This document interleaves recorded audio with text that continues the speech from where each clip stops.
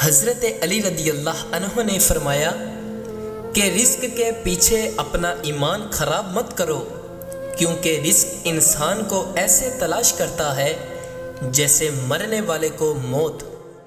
حضرت علی رضی اللہ عنہ نے فرمایا، دوستی کا بھرم صرف وہ لوگ رکھ سکتے ہیں جن کے وجود میں سمندر جتنا دل ہو۔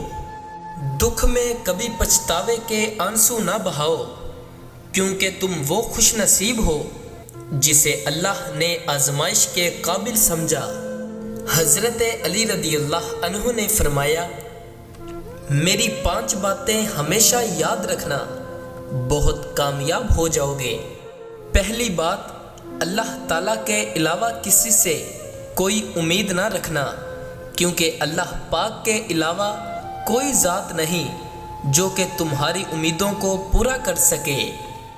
دوسری بات، اپنے گناہوں کے علاوہ کسی چیز سے نہ ڈرنا کہ کل کو جب اپنے اللہ کے سامنے جاؤ گے تو اللہ کو کیا منہ دکھاؤ گے۔ اس لیے ہر وقت یہ خوف اپنے دل میں رکھو کہ کوئی گناہ تم سے سرزدہ نہ ہو، اور جو گناہ ہو چکے ان پر اللہ پاک سے استغفار کرو۔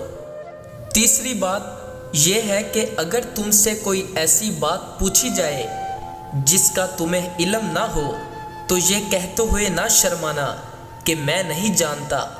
بہت سے لوگ ایسے ہیں جو کہ ایک چیز کے بارے میں نہیں جانتے، پھر بھی تکے لگانا شروع کر دیتے ہیں۔ کسی دوسرے موقع پر حضرت علی رضی اللہ عنہ نے یہ بھی فرمایا تھا کہ اس بات کا اقرار کر لینا کہ میں اس بارے میں نہیں جانتا، یہ بھی آدھا علم ہے۔ اور چوتھی بات یہ ہے کہ جس بات کا تمہیں علم نہ ہو تو اس کے بارے میں علم حاصل کرنے کی کوشش کرو اور اس کے بارے میں علم حاصل کرو۔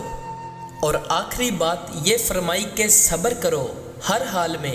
صبر کرنا انسان کے لیے بہتر ہے اور صبر ایمان کا حصہ ہے، بلکہ یہاں تک فرمایا کہ صبر کا مقام ایسا ہے جیسا کہ بدن میں سر کا مقام ہے۔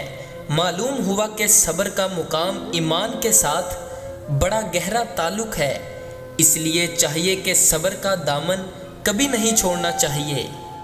اللہ عز و جل ہم کو اپنے حفظ و ایمان میں رکھے۔ اگر یہ آپ کو ویڈیو پسند آئی ہے تو اس کو لائک، شیئر، سبسکرائب کرنا نہ بھولیے گا۔ جزاک اللہ خیرہ۔